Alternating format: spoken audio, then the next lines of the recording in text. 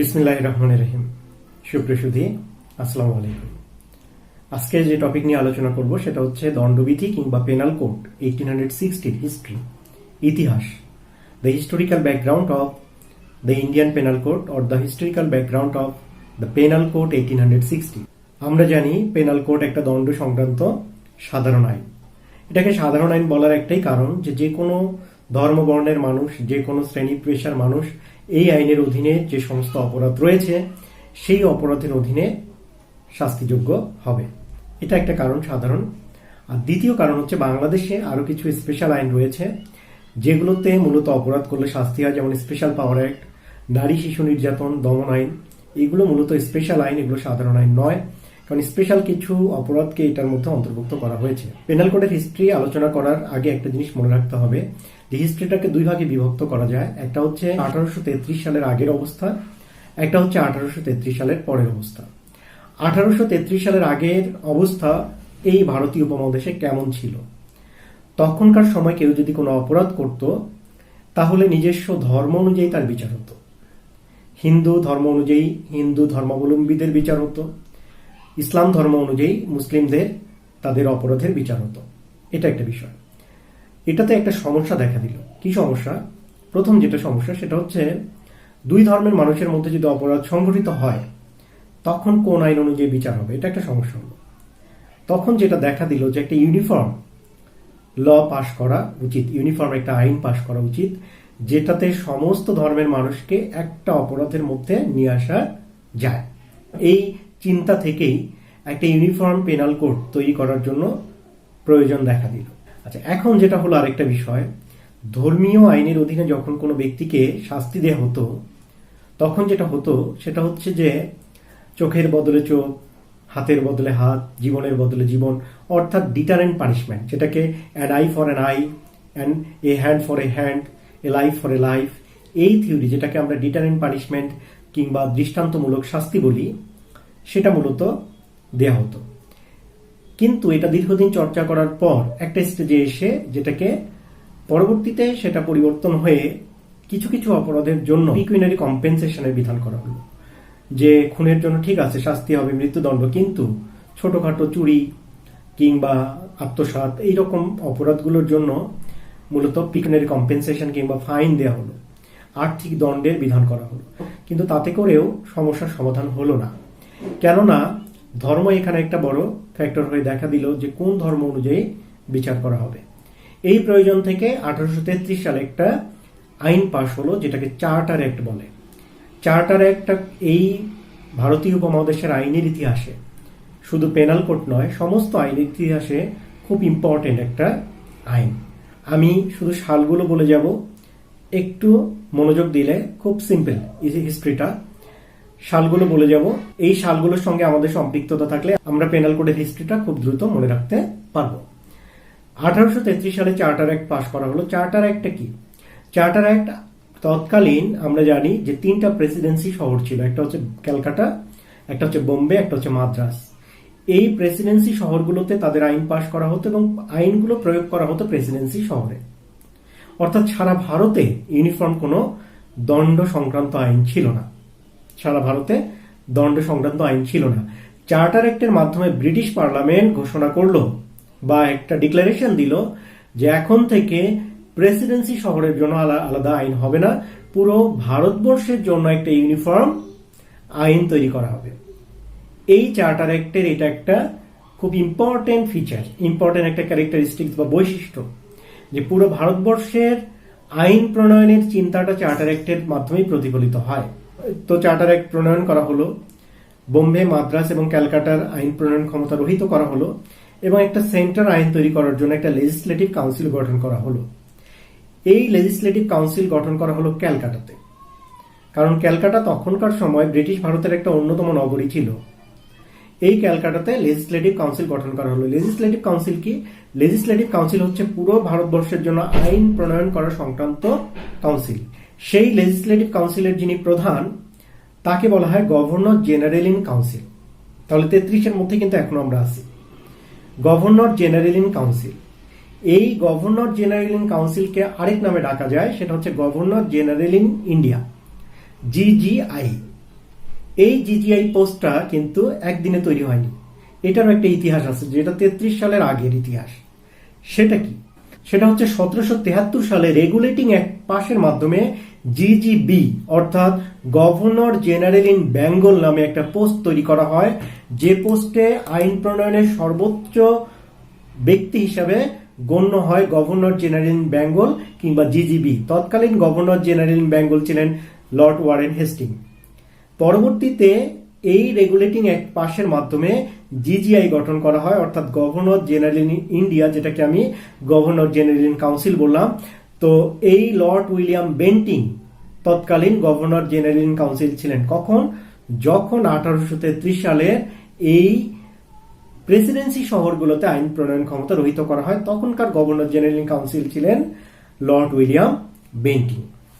তো Lord William Bentinck যখন ক্ষমতা পেলেন, তখন তিনি প্রথম যেটা কাজ করলেন সেটা হচ্ছে একটা কমিশন গঠন করলেন। 1834 সালে 1834 একটা ল কমিশন গঠন করলেন, এবং এইটাই হচ্ছে ভারতীয় উপমহাদেশের প্রথম ল কমিশন।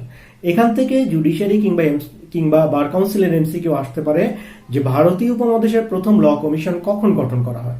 সেটা হচ্ছে 1834 সালে।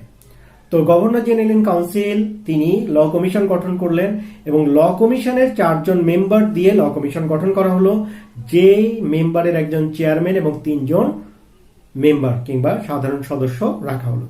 যিনি চেয়ারম্যান হলেন, গভর্নর জেনারেল ইন কাউন্সিলের ক্ষমতা বলে যাকে চেয়ারম্যান নিয়োগ করা হলেন, তিনি হচ্ছেন লর্ড থমাস ব্যাবিংটন ম্যাকলে। তিনি তখনকার সময়ের ল মিনিস্টার ছিলেন, ভারতীয় উপমহাদেশের ল মিনিস্টার ছিলেন। তাকে এই ল কমিশনের চেয়ারম্যান করা হলো, স্যার থমাস ব্যাবিংটন ম্যাকলে। এই ম্যাকলে নামটা এত গুরুত্বপূর্ণ যে আমরা অনায়াসে বলতে পারি যে পেনাল কোডের ফাদার অফ আইপিসি বা ইন্ডিয়ান পেনাল কোড বা ফাদার অফ পেনাল কোড তাকে বলা যেতে পারে। তাহলে এই লর্ড থমাস ব্যাবিংটন ম্যাকলে এবং সাথে আরো 3 জন সদস্য, যার মধ্যে একজনের নাম হচ্ছে জে এম ম্যাকলয়েড, আরেকজনের নাম হচ্ছে জিডব্লিউ অ্যান্ডারসন, আরেকজনের নাম হচ্ছে এফ মিলেথ। এই 3 জন এবং ব্যাবিংটন ম্যাকলে মিলে 4 জন মিলে একটা ল কমিশন গঠন করা হলো। ল কমিশনের কাজ কি? ল কমিশনের কাজ হচ্ছে প্রথম পেনাল কোডের একটা ড্রাফট তৈরি করে গভর্নর জেনারেল ইন কাউন্সিলে কিংবা লেজিসলেটিভ কাউন্সিলে সেটাকে সাবমিট করা। তাহলে এই কমিটির কাজ কি হবে? এই 4 জনের কমিটির ড্রাফট তৈরি করা। কিসের ড্রাফট তৈরি করা? পেনাল কোডের ড্রাফট তৈরি করা। তাহলে 1833 আমরা দেখলাম যে তখন লেজিসলেটিভ কাউন্সিল গঠন হলো।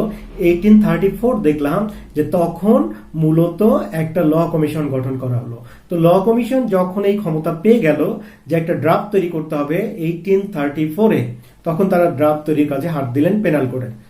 তো এই পেনাল কোডের যখন ড্রাফট তারা তৈরি করলেন, তো প্রথম তারা ড্রাফট মোটামুটি তৈরি করে ফেলছেন, সেটা হচ্ছে 1837। তাহলে 34-এ ক্ষমতা পেলেন, 37 অর্থাৎ প্রথম পেনাল কোড তারা 3 বছরের মধ্যে 14 অক্টোবর 1837 তারা এটা লেজিসলেটিভ কাউন্সিলে সাবমিট করলো। 37 থেকে 45 পর্যন্ত এই সময়টা এই ড্রাফট সম্পর্কে কোনো আলোচনাই হয়নি, সেটা লেজিসলেটিভ কাউন্সিলে পড়েছিল। 1845 সালে এইটা আরেকটা কমিটিকে দেয়া হলো যে এই ড্রাফটটা ঠিক আছে কিনা সেটাকে লুফল বের করার জন্য। তাহলে প্রথম ড্রাফট কমিটি তাদের কাজ করে মূল ড্রাফটটা তৈরি করে দিয়েছে কোথায়? লেজিসলেটিভ কাউন্সিলে। লেজিসলেটিভ কাউন্সিল এবার এটা 45 সালে দিয়েছে আরেকটা কমিটিকে। কিসের জন্য? এই ড্রাফটের কোনো ত্রুটি থাকলে, কোনো লুফল থাকলে সেগুলোকে আইডেন্টিফাই করার জন্য। এই দ্বিতীয় কমিটি যেটা, সেটা 2 ভাগে তার রেজাল্ট দিল। একটা দিল 46 আর একটা দিল 47। তারা কিন্তু একসাথে রেজাল্টটা দেয়নি। কোথায়? লেজিসলেটিভ কাউন্সিলে। 47 সালে যখন তারা সাবমিট করলেন, তখন থেকে 50 সাল পর্যন্ত এটা খুব একটা কাজ হয়নি। 50 সালে এটাকে চূড়ান্ত হয়, শুধুমাত্র এখন আইন হিসাবে পাশ করা বাকি। তাহলে ফাইনাল কপি মূলত অ্যাকসেপ্ট করা হয় কত সালে? 1850-তে। এরপর 1856 সালে সেটা লেজিসলেটিভ কাউন্সিলে উত্থাপন করা হলো পাশ করার জন্য। তো 1857 সাল থেকে 1860 সাল পর্যন্ত এটা ইন্ডিয়ান রেভিলিয়নের কারণে কিংবা সিপাহী বিদ্রোহের কারণে এটা কি বলে এটা স্থবির হয়ে থাকে এবং 1860 সালে ক্যালকাটা হাইকোর্টের chief justice sir Barnes peacock তিনি এই ড্রাফটটাকে খুব পুঙ্খানুপুঙ্খভাবে পরীক্ষা করে এবং তার তত্ত্বাবধানে এটা লেজিসলেটিভ কাউন্সিলে 1860 সালের 6 অক্টোবর এটা পাশ হয়। তাহলে আমরা দেখলাম এই যে 33 সাল থেকে 60 সাল পর্যন্ত যে একটা হিস্ট্রি দেখলাম, অধিকাংশ সময় যদিও কাজ করা হয়েছে কিন্তু একটা নির্দিষ্ট সময় পর্যন্ত এই ড্রাফটটা পেন্ডিং অবস্থায় ছিল। 1860 সালের 6 অক্টোবর যখন এটা একসেপ্ট করা হলো কিংবা পাস হলো তৎকালীন লেজিসলেটিভ কাউন্সিল কর্তৃক, কিন্তু এটা ইফেক্টিভ দেওয়া হলো না 1860 সাল থেকে। কখন থেকে ইফেক্টিভ হলো? এটা হলো 1862 সালের 1 জানুয়ারি থেকে, যেটাকে আমরা প্রসপেক্টিভ ইফেক্ট বা ভবিতব্য কার্যকরী বলি।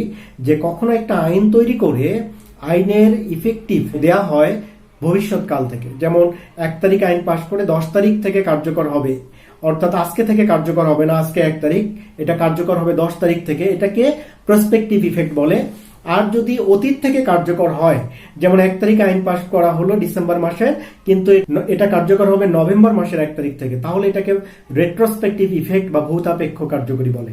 তো পেনাল কোডের ক্ষেত্রে যেটা হয়েছে সেটা হচ্ছে ভবিতব্য কার্যকরী, অর্থাৎ আইন তৈরি করা হলো 6 অক্টোবর 1860, কিন্তু আইন বাস্তবায়ন হবে 1862 সালের 1 জানুয়ারি থেকে। প্রসপেক্টিভ ইফেক্ট যেটাকে বলে, আইন পাশ হলো এবং কার্যকর হওয়া শুরু করলো। এখানে একটা জিনিস বলে রাখি যে যখন আইনটা 1860 সালে লেজিসলেটিভ কাউন্সিলে উত্থাপন করা হয়, তখনকার লর্ড কিন্তু লর্ড ক্যানিং ছিলেন। তিনি তখন নামও তার চেঞ্জ হয়ে গেছে, তখন তিনি আর গভর্নর জেনারেল ইন কাউন্সিল না, তখন তিনি ভাইসরয়, অর্থাৎ তার পোস্ট ঠিক আছে কিন্তু তার পদবি চেঞ্জ হয়ে গেছে। এটা কিন্তু একটা আইনের মাধ্যমে চেঞ্জ হয়েছে। সেই আইনটার নাম হচ্ছে the government of India act 1858। 1858 সালের দ্য ইন্ডিয়া অ্যাক্টের মাধ্যমে এই গভর্নর জেনারেল ইন কাউন্সিল এই পোস্টটা চেঞ্জ হয়ে সেটা ভাইসরয় হয় এবং প্রথম ভাইসরয় হচ্ছে লর্ড ক্যানিং। এই সময় মূলত লেজিসলেটিভ কাউন্সিলে এই পেনাল কোডটা একসেপ্ট হয়। এই হচ্ছে মোটামুটি ব্রিটিশ আমলের হিস্ট্রি। এরপর 1900 সালে আমরা এটাকে আমাদের যে হিল ট্র্যাক্স যে সমস্ত 3টা জেলা আছে, খাগড়াছড়ি, রাঙ্গামাটি এবং বান্দরবান, সেখানে মূলত পেনাল কোড অ্যাপ্লিকেবল হওয়ার জন্য আইন পাশ করা হলো। এর আগে পেনাল কোড হিল ট্র্যাক্স এই 3টা জেলায় অ্যাপ্লিকেবল হতো না 1900 সালের আগে। 1900 সালে এটাকে অ্যাপ্লিকেবল করা হলো। এরপর আমাদের ব্রিটিশ ভারতে দেশ বিভাগ হলো, ভারত পাকিস্তান নামে 2টা আলাদা দেশ গঠন করা হলো। একটা হচ্ছে 14ই অগাস্ট, একটা হচ্ছে 15ই অগাস্ট। ভারতে এটাকে ইন্ডিয়ান পেনাল কোড হিসাবে 47 সালে এটাকে একসেপ্ট করা হলো এবং পাকিস্তানে সেটার নাম হচ্ছে পাকিস্তান পেনাল কোড হিসাবে একসেপ্ট করা হলো। পরবর্তীতে 1971 সালের 26শে মার্চ মহান স্বাধীনতা সংগ্রামের মাধ্যমে আমাদের বাংলাদেশ স্বাধীন হয়। এরপর আমরা 1973 সালে পেনাল কোডকে আমরা একসেপ্ট করি এবং পেনাল কোডকে আমরা নতুন একটা নাম দিয়ে দেই। পাকিস্তান পেনাল কোড থেকে আমরা শুধু পেনাল কোড নামটা ইউজ করি। এই পেনাল কোডকে যে আমাদের দেশে আমরা একসেপ্ট করলাম সেটার জন্য একটা আইন কাজ করেছে, সেটা হচ্ছে 1973 সালের the Bangladesh laws revision and declaration act 1973। এই আইনের মাধ্যমে মূলত ব্রিটিশ ভারতে যে সমস্ত আইন এই তৎকালীন পূর্ব বাংলায় কিংবা পূর্ব পাকিস্তানে অ্যাপ্লিকেবল হতো সবগুলোকেই আমাদের বাংলাদেশে আমরা একসেপ্ট করলাম। তার মধ্যে পেনাল কোডও চলে আসছে। শুধু পেনাল কোডের জন্যই কিন্তু এই আইনটা আমরা করি নাই, আমরা সমস্ত ব্রিটিশ আইনগুলোকে আমরা আমাদের দেশে একসেপ্ট করার জন্য the Bangladesh laws revision and declaration act 1973 আমরা আমাদের দেশে অ্যাপ্লিকেবল করলাম। এই হচ্ছে আমাদের দেশে আমরা অ্যাপ্লিকেবল করলাম 1973 সালে, কিন্তু আমরা এটা ইফেক্টিভ করলাম 1971 সালের 26শে মার্চ থেকে। অর্থাৎ 73 সালে যদিও সমস্ত ব্রিটিশ ভারতের আইনগুলোকে আমাদের দেশে আমরা আত্মীকরণ করলাম, কিন্তু এটা কার্যকর হলো 1971 সালের 26শে মার্চ। তাহলে বোঝা যাচ্ছে যে এখানে আমরা রেট্রোস্পেক্টিভ ইফেক্ট অর্থাৎ ভূতাপেক্ষ কার্যকরী অ্যাপ্লাই করেছি। তাহলে প্রথম দিকে পেনাল কোডের ক্ষেত্রে আমরা ভবিতব্য কার্যকরী কিংবা প্রসপেক্টিভ ইফেক্ট, এবং পরবর্তীতে বাংলাদেশে যখন পেনাল কোড আমরা অ্যাকসেপ্ট করলাম তখন সেটাকে রেট্রোস্পেক্টিভ ইফেক্ট কিংবা ভূতাপেক্ষ কার্যকরী হিসাবে আমরা গ্রহণ করলাম। এই হচ্ছে পেনাল কোডের হিস্ট্রি। এবং সর্বশেষ বাংলাদেশে 2004 সালে পেনাল কোডের একটা সংশোধনী কিংবা অ্যামেন্ডমেন্ট আসে এবং এই হচ্ছে আমাদের পেনাল কোডের দীর্ঘ পরিক্রমা। 1833 সাল থেকে আজকে 2022 সাল পর্যন্ত পেনাল কোডের যে হিস্ট্রি সেটা আমরা দেখার চেষ্টা করলাম। এই হচ্ছে আমাদের আলোচনা। আমরা পেনাল কোডের মতো একটা সাবস্টেন্টিভ ল যেটা মূল আইন, সেই আইনটার সমস্ত বিষয়গুলো ইনশাআল্লাহ আলোচনা করার চেষ্টা করব। আজকে আমাদের প্রথম লেকচার। ভালো থাকবেন, সুস্থ থাকবেন। আসসালামু আলাইকুম।